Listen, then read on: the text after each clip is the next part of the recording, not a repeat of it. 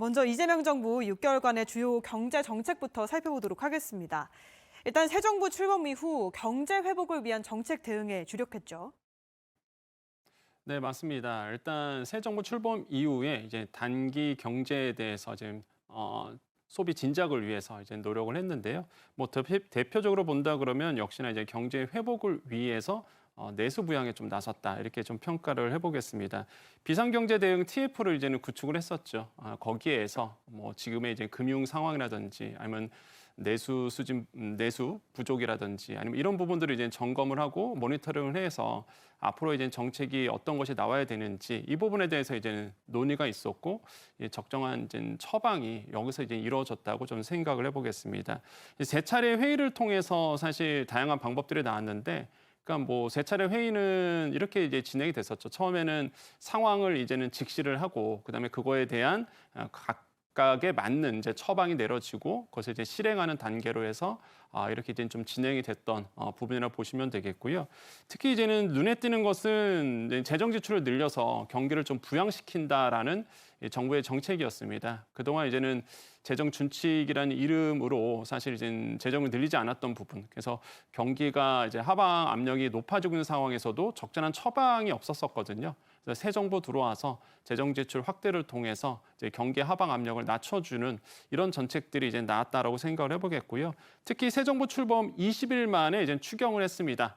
무려 30조 이제는 5천억 원 정도가 이제 들어간 부분이 있는데 이런 부분들이 이제 눈에 좀 띈다라고 생각을 해봅니다. 그래서 지금 이제 30조 이제 500억 원이죠. 그래서 이렇게 이제는 눈에 띄고 이게 이제 내수 활성화를 위해서 민생회복 소비 쿠폰이 이제 지급이 됐었습니다. 그래서 이 민생회복 소비 쿠폰을 통해서 내수 소비가 이제 살아났던 이런 현상들도 같이 이제 목격이 됐다 이렇게 생각을 해보겠고 특히 이제는 이런 민생회복 소비 쿠폰 같은 경우에는 이런 중산층에 대한 한계 소비 성향을 자극을 했거든요. 아마도 이제는 내가 소득이 늘어나면 어느 정도 이제 지출하느냐 소비가 늘어나느냐 이 한계 소비 성향을 자극을 해서 실제적으로 이제는 소비가 진작됐던 그런 효과도 거둘 수 있었습니다. 세 번째로 보면 이제 또 한 가지 특징이 구조적인 이제는 경제 성장에 대한 틀을 마련했다 이렇게 보는데요. 뭐 단기적인 성장이 아니라 앞으로 이제는 우리나라의 경기 아니면은 경제에 대한 틀을 바꿔서 장기적인 성장으로 갈 수 있는 그 구조적인 어떤 그 변화를 이제 모색을 했다라는 부분 이런 점들은 좀 눈에 띄고요. 진짜 성장을 위한 새 정부 경제 성장 전략을 발표했습니다. 단순히 뭐 GDP 끌어올리기 이런 부분이 아니라 앞으로의 대한민국이 먹고 살 수 있는 문제 이런 부분에 이제 집중을 했다 이렇게 평가를 해보겠고 4대 정책 방향 중심으로 경제 대전환을 이제는 발표를 했습니다. 여기서 말하는 이제 4대 정책 방향은요. 기술 선도 성장, 모두의 성장, 공정한 성장, 그다음에 지속 성장 기반 강화 이 네 가지 정책 방향을 세워서 앞으로 이제는 이제 이재명 정부의 큰 틀, 이제 나아갈 방향을 이제 정했다 이렇게 좀 생각을 해보겠고요. 이런 점들이 이제는 새 정부 들어와서 변화된 부분이다라고 평가를 해봅니다. 전반적으로 경제 회복 중심의 정책들을 펼쳤는데 그 결과로 민생 회복이라던가 경기 반등 등의 성과를 이뤄내기도 했습니다. 이 성과 관련한 주요 내용도 살펴볼까요? 네, 그렇습니다. 이제 경제 성과 본다 그러면 첫 번째로 보셔야 되는 건요. 역시 경기 흐름이 부진해서 이제는 반전, 한마디로 이제는 반등했다 보시면 되겠는데 올해 1분기 같은 경우는 역성장했었거든요. 이 성장 자체가 한 0.2% 역성장했던 부분이 있는데 이게 이제 3분기에 들어와서 뭐 2분기부터 이제 약간 반등을 했죠. 그래서 뭐 3분기에 들어와서는 1.3% 성장할 정도로 이제 반등을 했다. 이게 아마 가장 큰 성과지 않을까 저는 이렇게 보고 있고요. 무엇보다 이제는 아까 말씀드렸던 소비 쿠폰 통해서 이제 내수 부진에 빠졌던 부분이 소비 심리가 좀 살아났던 부분 이런 것들이 좀 성과 중에 성과다 이렇게 생각을 해봅니다. 두 번째로는 성장률의 개선 효과가 분명히 있었는데요. 아까 말씀드린 것처럼 1분기 때는 역성장이 일어날 정도로 이제 경기에 대한 뭐 우리나라의 성장에 대한 둔화가 계속적으로 일어났던 우려스러움이 컸었는데 내수가 좀 살아나면서 또한 수출에 대한 강한 드라이브가 걸리면서 이제 역성장에서 이제 성장으로 이제 다시 한번 돌아섰다라는 거죠. 올해 3분기, 15분기 만에 최고 성장 기록했습니다. 1.3% 이제 성장률을 기록을 했는데 이게 21년도 4분기 이후에 최고 성장률이기 하거든요. 그러다 보니까 기대하는 바가 굉장히 높다라고 생각을 해봅니다. 세 번째로는 대외 불확실성이 좀 사라졌죠. 특히 이제는 미국과의 이제 관세 문제 이게 많은 이제 우려스러움이 있었는데 이런 불확실성이 사라졌다는 부분이 또 하나의 성과다라고 좀 생각을 해봅니다. 참 어려웠죠. 사실 이제 미국과의 관세 문제가 해결하기 참 쉽지 않은 문제였는데 다행히 이제는 잘 매듭을 지었다. 이런 점들은 굉장히 후한 점수를 줄 수 있다고 생각을 해보겠고요. 특히 이제는 네 번째로 본다 그러면 자본시장 또 성과도 있습니다. 그러니까 사실 새 정부 출범하기 전까지는 우리나라의 주식시장 코스피로 예를 든다 그러면 한 2,500대 선에서 좀 박스권에서 머물러 있었는데 이게 지난 10월에 4,000피까지 오르면서 자본시장에 대한 강한 이제 드라이브가 걸렸는데 뭐 삼박자가 좀 잘 맞았던 것 같아요. 우리나라에 대한 이제 기업에 대한 재평가 부분, 그 다음에 이제 정책에 대한 강한 드라이브, 그 다음에 외국인들의 순매수 부분 이런 삼박자가 어우리면서 이제 4,000피를 돌파를 했고 시장에서는 전혀 예상하지 못했던 부분이었는데 그 정도로 우리나라에 되는 코스피 시장이 뜨거웠다. 이런 것들이 아마 주요 또 평가로 작용할 것 같습니다. 그래서 긍정적인 평가가 있고요. 주요국 대비해서 상승률로 본다면 뭐 주요 지수 대비 본다면 1위거든요. 우리나라의 상승률의 코스피 지수가요. 그 정도로 굉장히 자본시장이 이제 뜨거웠던 이런 부분들이 이제 성과 중에 성과라고 생각을 해봅니다. 일단 내수도 성과로 뽑을 수 있겠죠. 소비 쿠폰 발급하면서 소비 심리가 살아났고 무엇보다 소상공인에 대한 소비 심리가 보니까요 5년 만에 최고 수준을 기록했습니다. 이런 것들은 이제 장기적으로 봤을 때에 점차 우리 심리, 소비 심리라든지 아니면 생산자 심리가 더더욱 좋은 방향으로 갈 수 있다라는 이제 시그널로 읽혔다라는 거죠. 이런 부분들은 굉장한 주요한 성과 중에 성과라고 뽑을 수 있습니다. 네, 경제 성과까지 살펴봤는데요. 그럼 본격적으로 부처별 업무 보고 내용 살펴보겠습니다. 먼저 기획재정부 업무 보고입니다. 이재명 대통령도 계속해서 강조해왔던 부분이 내년 2026년을 한국 경제 대도약의 원년으로 삼아야 한다는 부분이었는데요. 여기서도 관련 내용이 논의됐습니다. 어떤 전략이 나왔을까요? 네, 맞습니다. 이제 기재부에서도 이제 정책 목표를 정했는데 이게 2026년을 한국 경제 대도약의 원년으로 삼겠다라는 이제 큰 포부를 이제 밝혔습니다. 그래서 지금 보면은 관계부처 합동으로 해서 이 경제 성장 전략을 마련했고 이게 내년도 1월에 이제는 발표할 예정으로 있거든요. 그래서 이런 것들이 이제는 목표치가 이제 나왔다는 부분, 이런 것들을 이제 첫 번째로 우리가 뽑을 수 있겠고, 두 번째로는 이제 전략 구조가 나왔죠. 그러니까 4대 분야에서 정했고, 이 4대 분야를 정했고, 거기에 이제 4대 분야를 실현시키기 위해서 이제 15대 과제와 50개의 세부 과제가 이제는 선택이 됐습니다. 여기서 말하는 이제 4대 분야는요, 거시 경제 민생 안정, 이게 성장 전략의 첫 번째 이제 축이고요. 네, 성장 동력 확충, 그러니까 한마디로 기술 선도 성장한다는 부분, 양극화 굉장히 불안하죠. 그래서 양극화 구조를 이제 극복하는 부분, 모두의 공정한 성장입니다. 지속 성장 기반 강화, 이 네 가지를 이제 4대 분야로 뽑아서 이 부분에 대해서 이제는 정책적으로 수행하고자 합니다. 그래서 15대 이제는 과제와 50개의 세부 과제를 이제 이 기재부가 이제 정했다고 보시면 되겠고요.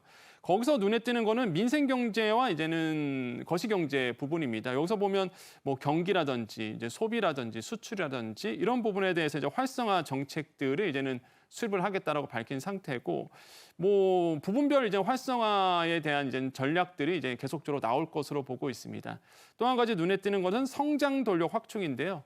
국가 전략 축으로 통해서 이런 것들은 기술 혁신을 이제 이뤄 나가는 부분인데, 뭐 아시겠지만 우리가 그동안 잘해왔던 또 반도체 중심에 대한 성장 전략도 있고, 또 한 가지가 뭐 AI 고속도라든지 이 AI에 대한 방점이 찍혀 있는 상태입니다. 그래서 이제는 AI를 통한 이제 성장 전략, 이런 신성장 동력을 계속적으로 유지하는 부분, 이런 것도 이제는 성장 동력 중에 하나로 이제는 목표로 삼았고요. 공정 성장과 포용력 구조도 이제는 개선하기로 했습니다. 한마디로 뭐 한 축만 잘 사는 건 아니죠. 뭐 기업들만 잘 사는 게 아니라 이런 기업들에 벌어들었던 다양한 이제는 이런 재화들이 이제 민생 경쟁으로 스며들 수 있도록 모두가 잘 사는 나라로 간다는 것이 이제는 기재부의 이제 목표다, 추진 과제다라고 생각을 해봅니다. 그래서 지역 균형 성장을 이제 추진하게 되고, 그다음에 대, 중, 소기업들이 다 같이 잘 살 수 있는 이런 틀들을 이제는 만들어 가겠다라는 것이 이제는 기재부의 이제는 계획과 목표라고 생각을 해봅니다. 방금 4대 전략 분야 짚어주셨지만 이 중에서도 특히 내년에 민생 안정과 양극화 극복에 힘쓰기로 했습니다. 물가 안정은 물론이고 취약계층 지원에도 더 박차를 가할 계획인데요. 세부 계획들, 정책들엔 어떤 게 있을까요? 네, 그렇습니다. 이제 물가 안정도 신경을 써야 되겠지만은 그 물가 안정이 이제 민생 분들, 한마디로 서민들에게 체감이 될 수 있어야 되거든요. 그래서 이런 부분에 대해서 이제는 얘기를 했습니다. 그래서 먹거리 수급 관리라든지 아니면 할인 지원을 통해서 물가 안정을 꾀하겠다. 물가 안정을 꾀하는 것을 넘어서 이제는 이런 체감 물가를 낮출 수 있도록 더더욱 이제 노력을 하겠다라는 것이 이제 계획 목표라고 설정을 했습니다. 또한 담합방제라든지 생산성 이제는 강화 등을 통해서 근본적인 대책을 또 마련하겠다라고 밝힌 상태고요. 또한 두 번째로 좀 눈에 띄는 것은 생활비 부담 완화 정책도 이번에 이제는 좀 발표를 했거든요. 한마디로 이제는 우리가 이제는 뭐 아까도 말씀드린 것처럼 서민들 입장에서는 사실 지금 지갑이 좀 얇아진 상태입니다. 물가는 그동안 많이 올랐던 상태다 보니까 더더욱 이제 사는데 힘들다라는 목소리가 있습니다. 그래서 체감할 수 있는 이런 포용적 정책을 이제 확대하기로 정부가 이제는 정한 상태고, 그래서 1,000원의 아침밥, 그다음에 아까 우리가 리포트에서 봤지만은 이 교통에 대한 정액제, 이런 K패스를 확대하는 부분. 그래서 저도 개인적으로 굉장히 좀 기대하는 정책들인데 이런 것들이 이제 시행이 된다라는 거죠. 그래서 이제 서민들이 체감할 수 있는 이런 민생 안정 대책이 2026년에 이제 나올 것으로 기대를 굉장히 높이고 있습니다. 특히 뭐 아시겠지만 정액 패스 같은 경우에는 아까 우리가 리포트에 보셨잖아요. 뭐 수도권 같은 경우에는 5만 원대에 무제한으로 다 탈 수 있는 부분이 있기 때문에 굉장히 좀 기대가 많이 되고요. 세 번째로 기초생활보장 강화도 이제 요번에 정책안에 담겨져 있는데 뭐 이렇게 잘 사는 분들만 잘 산다, 그게 아니라 정말로 도움이 필요하신 분들이 분명히 계시거든요. 이런 분들에 대한 저소득층 근본적인 지원 대책을 이제 마련하겠다라고 밝힌 상태입니다. 특히 대표적인 게 2026년도, 그러니까 내년도에 이제는 기준 중위 소득이 인상이 됐죠. 이게 보니까 6.51% 인상했거든요. 그러니까 역대 최대입니다. 그래서 200만 원이 넘어갔단 말이에요. 그러니까 이런 점들을 봤을 때 실제적으로 이제는 실제적인 어떤 행동에 정부가 나섰다라는 부분, 이런 점들은 눈에 띄고요. 네 번째로는 돌봄 서비스 확대가 되죠. 뭐 돌봄이라는 게 아이들만 돌봄이 필요한 게 아니라 이런 시니어분들, 장년층들도 돌봄이 필요하신 분들이 분명히 계십니다. 그래서 이렇게 전 사회 돌봄이 필요하신 분들에 대한 확대 부분이 이루어질 수 있겠고, 노년층의 삶의 질에 좀 개선이 될 수 있다, 이런 기대감이 좀 높아지고 있습니다. 또한 아동수당 지원 대상 금액도 이번에 또 확대가 됐잖아요. 그래서 이런 것들이 많은 분들이 뭐 이렇게 아이들만 도와주냐 이런 분들이 있는데, 이 아이들이 또 커서 우리 경제의 큰 틀이 되잖아요. 그래서 저는 이렇게 뭐 양육수당 확대라는 부분이 우리나라의 저출생 문제를 해결할 수 있는 좋은 틀이 될 수 있다. 그래서 미래에 대한 투자다라고 생각하기 때문에 점차적으로 더 확대되기를 좀 희망해 보겠습니다. 네, 이렇게 기재부 업무 보고 내용 살펴봤고요. 이번에는 고용노동부 업무 보고 내용도 살펴보겠습니다. 일단 노동시장의 격차가 해소되도록 힘쓸 계획인데요. 일자리 추이 자체가 지금 지표상으로는 안정세에 접어들고 있지만, 하지만 청년층의 일자리 상황 계속 녹록지가 않거든요. 청년 맞춤형 일자리 계획도 나왔다고 하죠. 네, 맞습니다. 일단 고용노동부가 지금 중심적으로 보고 있는 것이 바로 청년 일자리인데, 특히 청년 일자리에 대한 미스매치 부분이 있어요. 그러니까 중소기업들은 청년들을 많이 원하고 있으나 이제 청년들은 그걸 잘 모르는 부분이 굉장히 많습니다. 그래서 이런 미스매치 부분을 좀 해결하고자 이제 고용노동부가 이제 내년도에 이제 나서기로 했는데, 이제 눈에 띄는 것은 이제 청년 일할 기회 격차를 좀 해소하겠다는 부분입니다. 그래서 2030 세대죠. 이런 어떤 모든 청년에 대한 일할 기회를 이제는 기회를 제공하겠다는 건데, 그것은 결국에는 정보의 비대칭성을 풀어준다는 거죠.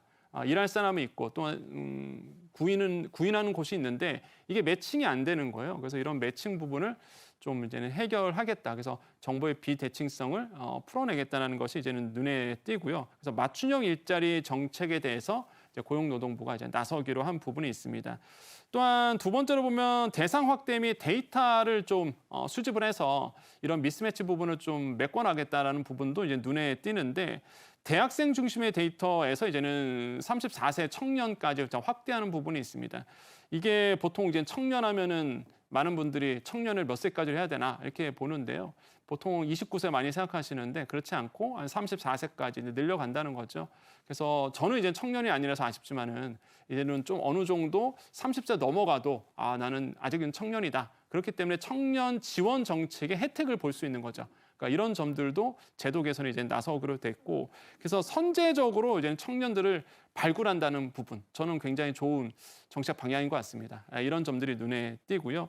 세 번째로는 일 경험 및 AI 역량 강화 부분입니다. 그러니까 지금 필드에서 요구하는 거는 AI 인재거든요. AI를 활용할 수 있고 또 AI를 다룰 수 있는 인재인데 이런 어떤 AI 활용 능력을 할 수 있는 청년들을 양성할 수 있도록 교육을 제공한다든지 아니면 뭐 쿠폰을 준다든지 바우처를 준다든지 이런 식으로 해서 이런 일 경험을 만들어내는 일 경험이 있는 또한 AI 경험이 있는 청년들을 발굴하겠다. 이런 점들도 이번에 이제는 발표가 됐습니다. 그래서 뭐 청년에 대해서 청년들이 원하는 일자리를 만들어 가도록 정부가 고용노동부가 이제는 나서기로 했고 특히 비수도권에 대한 훈련수당 확대 부분도 저는 자랑 정책인 것 같아요. 그래서 수도권에 몰려있는 것이 아니라 지방에서도 청년들을 잘 구인하고 구직할 수 있는 이런 어떤 방법들을 마련하겠다는 점, 이런 점들이 가장 눈에 띕니다. 네. 이재명 대통령은 고용노동부 업무보고에 앞서 산업 현장 권익 보호와 산재 예방에 대해 당부하기도 했는데요. 이 대통령의 발언 영상으로 보시고 이야기 이어나가겠습니다. 노동자 출신의 또 현업 노동자가 노동부 장관이 되셨으니 노동자들 권익 보호에 최선을 다해 주시고 또 최근에 산업재 사망 사고에 대해서 어쨌든 최선을 다하고 있는데 대규모 사업장은 많이 줄어들었는데 이 소규모 사업장은 잘 안 줄어든다. 그런 어려움이 있는 것 같습니다. 하여튼 가능한 방법을 최대한 찾아서 먹고 살자고 간 직장이 죽음의 장터가 되지 않게 최선을 다해 주기 바라고요. 노동자들의 권익 개선이 결코 경제 성장 발전의 장애연이 아니다라는 걸 꼭 보여주시기 바랍니다. 노동자 권익 개선에 대한 이 대통령의 발언까지 듣고 오셨는데요. 정부는 내년에 산업 현장 위험 격차 해소도 지원할 계획입니다. 산재 예방 지원부터 시작해서 사고 조사, 수사까지 더 체계적으로 진행한다고 하는데 올해와 비교했을 때는 어떻게 달라질까요? 네, 맞습니다.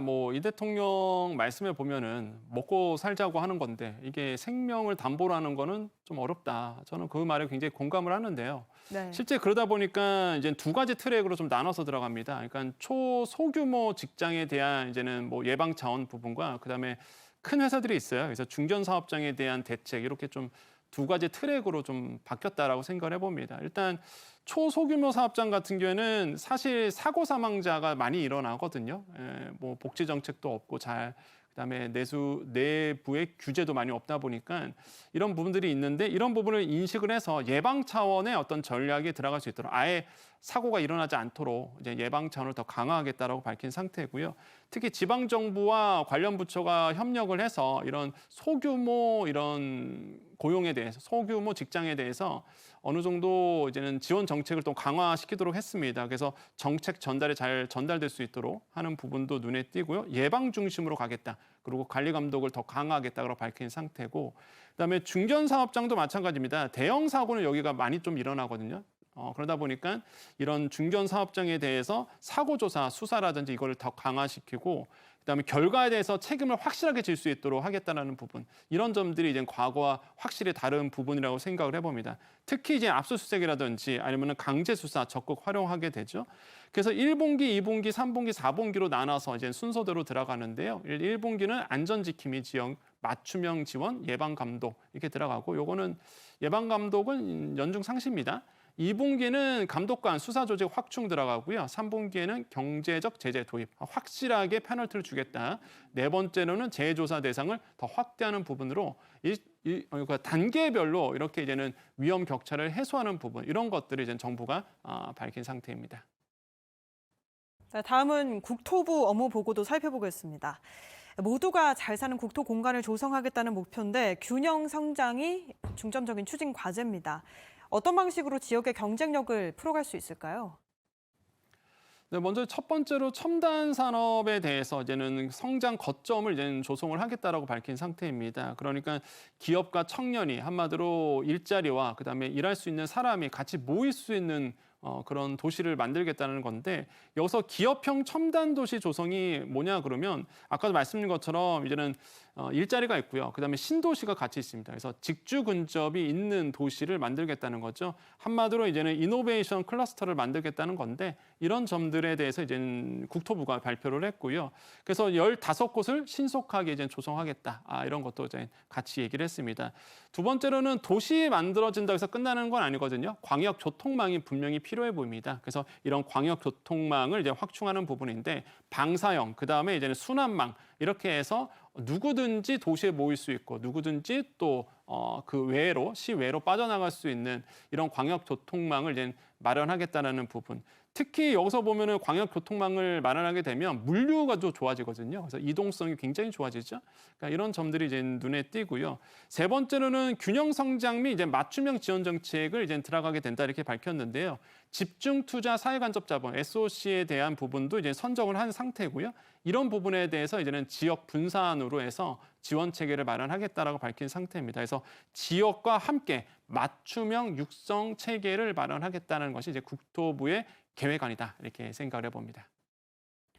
전국을 살기 좋게 만들겠다고 했으니까 지역 균형 발전뿐만이 아니고 또 전국의 국민들의 주거권을 지키는 데도 나서기로 했는데요. 주택 시장을 안정화하기 위해서 공급을 더 강화할 예정인데 이것도 소개해 주시죠. 네, 맞습니다. 이제 첫 번째로 본다 그러면 주택 공급을 가속화하는데요. 이미 정부가 밝힌 내용이 있죠. 이런 3기 신도시 중심으로 해서 수도권의 공공택지 이제 2만 9천 호를 이제 공급을 합니다. 그래서 정말로 많은 분들이 살고 싶은 곳에 이제 공급을 하겠다라는 것이 이제 주요 축이다라고 생각을 해보겠고요. 대표적인 게 인천 계양이죠. 인천 계양이 좀 속도가 가장 빠른 것 같습니다. 그래서 3기 신도시 중에서 체감할 수 있는 속도를 내겠다라는 부분. 그다음에 이제 서리풀이라든지 고양 대곡 이런 신주택지 인허가를 이제는 좀 신속하게 착수하겠다. 그래서 공급 시점을 빨리 하겠다라는 점들이 이제는 눈에 띕니다. 그다음에 두 번째로 주택 입주 여건을 계속 강화시키는 부분인데 뭐 이제 3기 신도시잖아요. 아니면 2기 신도시도 이미 있고 그래서 GTX라든지 광역 교통망을 마련해서 누구든지 살 수 있는 공간, 그다음에 이동이 빠른 도시를 주택을 공급하겠다는 부분도 이제는 발표를 했고 도심 내 주택 공급도 필요해 보입니다. 그래서 재건축이라든지 아니면 노후 청사라든지 아니면 학교 용지 이런 복합 개발을 추진해서 도심 내에서 알짜배기 땅에서 공급이 될 수 있도록 하는 부분도 같이 발표를 했습니다. 그다음에 이제 눈에 띄는 것이 주택 정비인데요. 노후 임대 주택이 있어요. 이거를 이제 재건축, 재개발을 통해서 공급을 늘려주는 부분. 그다음에 민간 사업, 정비 사업도 있는데 속도를 좀 빠르게 하겠다는 부분. 그다음에 절차 간소화를 통해서 이제 공급이 빠르게 시장에 나올 수 있도록 하는 부분. 이런 점들을 복합적으로 정부가 지금 고려하고 있습니다. 그래서 생각보다 2026년에 공급이 좀 빨리 나올 수 있고요. 마지막으로 이제 모듈러 주택 활성화 제도도 있는데 요거 굉장히 빠르거든요. 공급하는데. 그래서 모듈러 주택도 지금 이제 계획안 안에 들어가 있기 때문에 내년에는 이런 공급 속도가 더욱더 빨라질 것으로 보고 있습니다. 네, 끝으로 농식품부 업무 보고입니다. 일단 올해의 성과를 살펴본다면 이 K푸드 수출 확대 그리고 또 수급 관리를 통한 이런 민생 안정을 들 수가 있겠는데 지금까지 농식품부 6개월 성과도 한번 알아볼까요? 네, 그렇습니다. 뭐 농업사법 등 제도 개편을 했죠. 그래서 뭐 대표적인 게 이제 양곡관리법 같은 경우인데 정말 이제 정부가 책임을 지고 양곡 관리를 하겠다는 부분이 이제 가장 핵심인 것 같습니다. 이런 점들이 이제 신속하게 개정했던 부분. 두 번째로는 쌀 농산물 수급 관리에 대해서 정부가 아까 말씀드린 것처럼 강한 드라이브를 걸겠다는 건데 농민들도 챙겨주고 또한 쌀에 대한 가격도 관리해 줄 수 있는 부분도 정부가 나서서 하겠다는 부분이 가장 큰 이제 이제 대표적인 사례라고 저는 생각을 해보겠고요. 농식품 수출 확대, K푸드 글로벌 위상을 제고했던 부분도 저는 칭찬할 만하다라고 생각을 해봅니다. 굉장히 우리나라의 K식품이 잘 팔렸습니다. 올해 한 해 정말 잘 팔렸는데 전체 보니까요. 농식품 수출이 11월 말까지 역대 최대 실적을 기록을 하고 있고요. 또한 K푸드 플러스라고 얘기하죠. 뭐 K푸드 플러스 그 전반적인 산업, 이 K푸드 플러스를 봤더니 수출 규모가요. 123억 달러가 이제 넘어섰습니다. 그래서 이런 점을 봤을 때에 정말로 우리나라의 K식품에 대한 인지도가 제고되고 있고 또한 수출도 연달아서 잘 이루어지고 있다는 부분 굉장히 칭찬할 만하고 네 번째는 민생 중심 농산물에 대해서 이제는 계속적으로 정책을 수립하고 있다는 부분입니다. 한마디로 아까 우리가 기재부에서 발표랑 좀 비슷한데 농식품부도요. 이게 민생 안정을 하려고 그러면 결국에는 먹는 물가가 낮아져야 되거든요. 그래서 이제는 많은 분들이 낮은 가격에 먹을 수 있도록 이런 정책들도 같이 이제 발굴했다는 부분. 그래서 외식비를 낮추려고 이제는 농식품부가 노력했다는 부분이 아마 이제 새 정부 출범 이후에 가장 큰 뭐 성과 중에 성과다 이렇게 평가를 해보겠습니다. 네, 방금 말씀해주신 내용 중에 안정적인 식량 공급에 대한 내용도 있었는데요. 내년에는 이런 목표를 더 상향해서 추진하기로 했습니다. 이 부분도 짚어주시죠. 네, 그렇습니다. 이제 식량 안보에 대해서 이제 정부가 이제 지각을 하고요. 이거에 대해서 이제 강한 드라이브를 또 걸었습니다. 식량 안보는요, 결국에는 국가 차원에서 우리가 먹는 거에 대해서 이제 책임을 지는 건데 대외적인 변수가 많아요. 자연재해도 있고요, 전쟁도 있고요, 또한 물가, 뭐 국제 곡물 가격이 높아지는 부분도 있겠고요. 이런 대외적인 변수 안에서도 그래도 우리 국민이 안심하고 먹을 수 있는 이런 것들이 우리가 식량 안보다라고 말을 하죠. 그래서 정부가 식량 안보에 대해서 더더욱 더 꼼꼼하게 이제 챙기겠다는 부분. 그래서 안보 체계를 이제 확립했다는 부분도 이제 눈에 띄고요. 두 번째로는 자급률 목표 상향도 했습니다. 그래서 이제 식량 자급률도 체크를 했고 쌀 수급 조절, 뭐 전략 작물 지원 계획도 이번에 같이 발표했고요. 특히 소비 기반 이제는 확대를 했다는 부분이 한마디로 많은 서민들이 먹을 수 있는 물가를 만들어내겠다는 부분. 그래서 또한 먹을 수 있는 쌀, 고품질의 쌀도 만들어내겠다는 부분도 이제는 정부가 이제 밝힌 상태. 이런 점들이 이제 가장 눈에 띈다라고 생각해 봅니다.